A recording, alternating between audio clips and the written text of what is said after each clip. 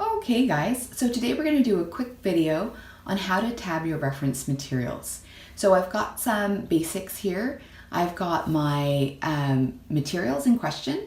So I'm just going to do a textbook for this example today. And I've got a whole array of post-it notes. You don't need to have anything other than the most basic of post-it notes. So for example, just these little guys are great. What you can do to get different sizes, you can even just cut them in halves or thirds. And then you've got different sizes, then you've got big and you've got little as well. So really all you need is this. If you are a little bit more particular, like perhaps I am, you can have a whole different array of colors, sizes, and materials, but you don't need to. And also a pen or pencil of some kind. So let's get started. Okay, so I've got the biggest book I could find to try and mimic what you guys will be tabbing, because my understanding is that it is quite a lot of material. So what we're going to do is we're going to get right into it here, and the most important thing that you're going to be tabbing is your table of contents. So that is the most important tab. I like to, for something like that, I like to use one of these guys just because it's a little bit more durable, but again, you can use anything you like.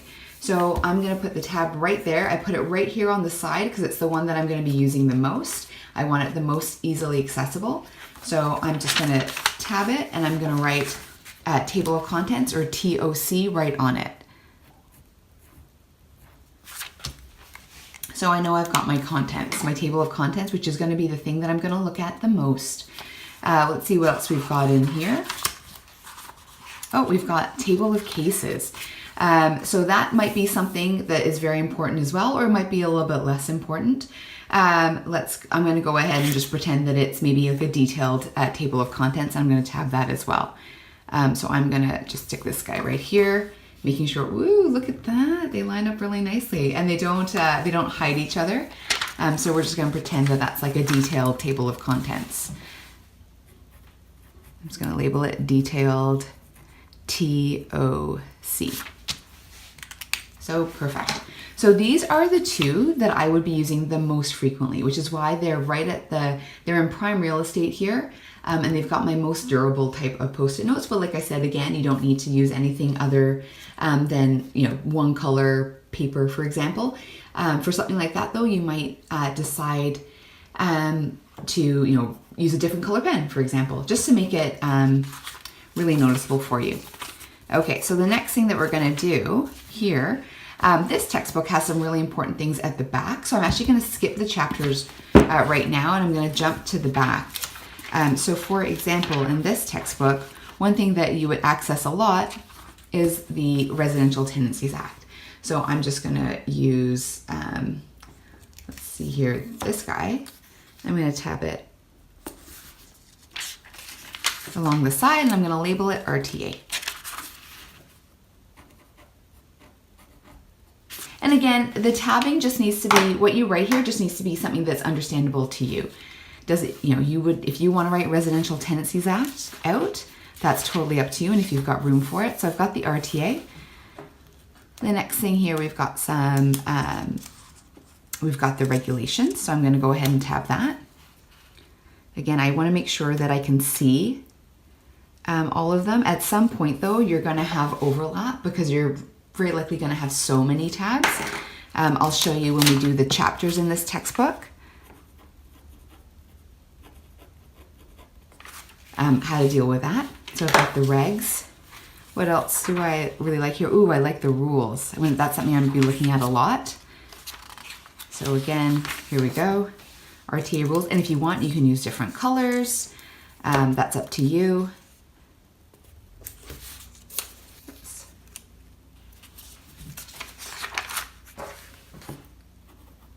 I'm just going to label it rules.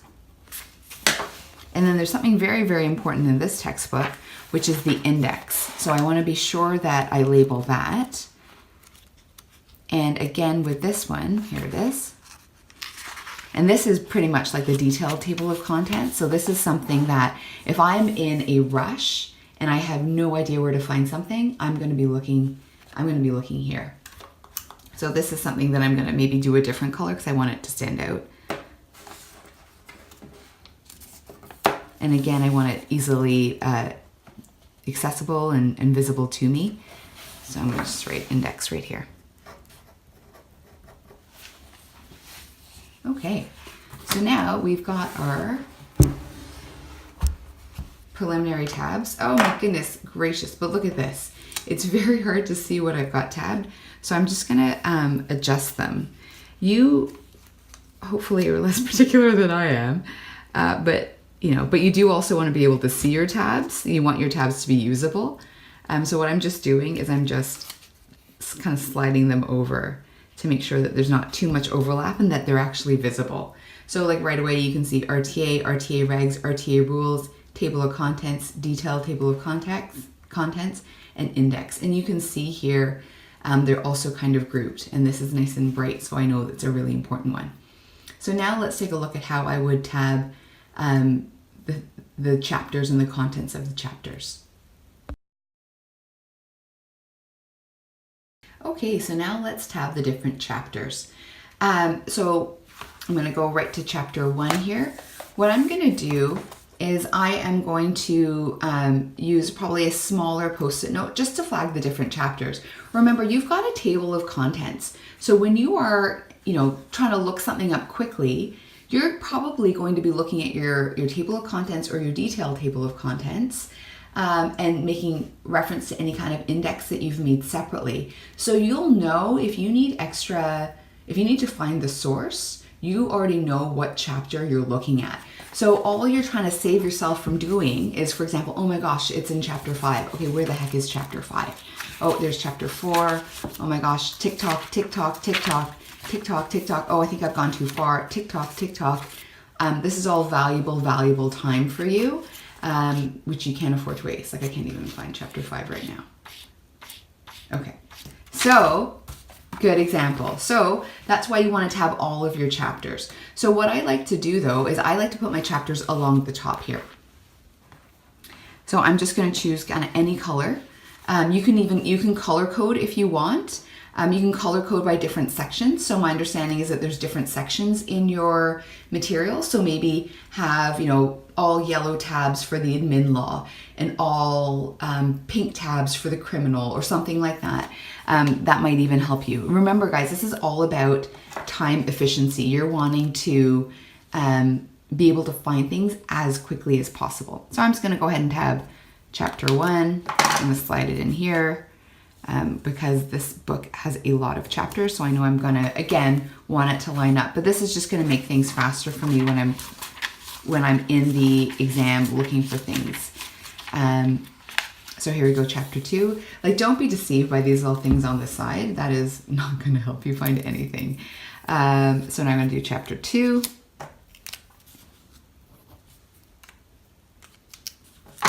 Pop it in. I'm going to try and get it so it doesn't overlap on the first go to save me some adjustment later. But again, hopefully you're less particular than I am, and then your lives will be easier.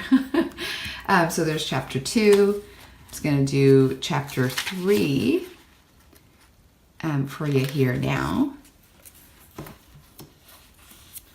And then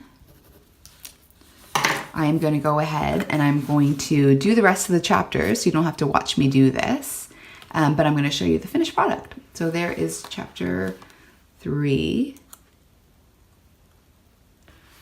Okay, and you see that they're not overlapping. I'm kind of just judging where to put them. So I'm going to go ahead and do the rest of the chapters and show you what it looks like. Okay, so now I've finished tabbing all of my chapters. And you can see here that I actually color coded them. So I've got, 1, 2, 3, 4, 5, 6, 7, 8, 9, 10. Ran out of space. So then I just went and started again with a fresh loop all the way up to chapter 23. Like I said, my understanding is that you've got a lot of chapters in your material, so you will have to overlap like this. I can't see it ideally from the front, but I can just tip it up. If you want, you can make your subsequent rows higher. but there's also the risk that, a tab gets ripped off when you're carrying your materials around. So I like to keep them a little bit shorter, but that's just my suggestion. The color coding though I really like as well, because of the overlap, now I will color code by section. So for example, in this textbook, what I did, I even made myself a key. So in the table of contents, I see that my yellow tabs are, for example, landlord obligations, because it's a residential tenancies textbook right here. My blue tab chapters are for RTA offenses. Pink tabs, which are back here, are tenant obligations. And then my last tab in the kind of lime green is appeals and enforcement. And then again, that's also one other thing that I don't need to remember on exam day. You are trying to remember a lot. You don't want to make your life overly complicated with an elaborate tabbing system that you then have to remember. So I just like to give myself a little legend, and then I just don't have to worry about remembering it. Probably by the time exam day comes around, you'll know what's what, but it's just one less thing you have to think about and one less thing that you have to spend time on.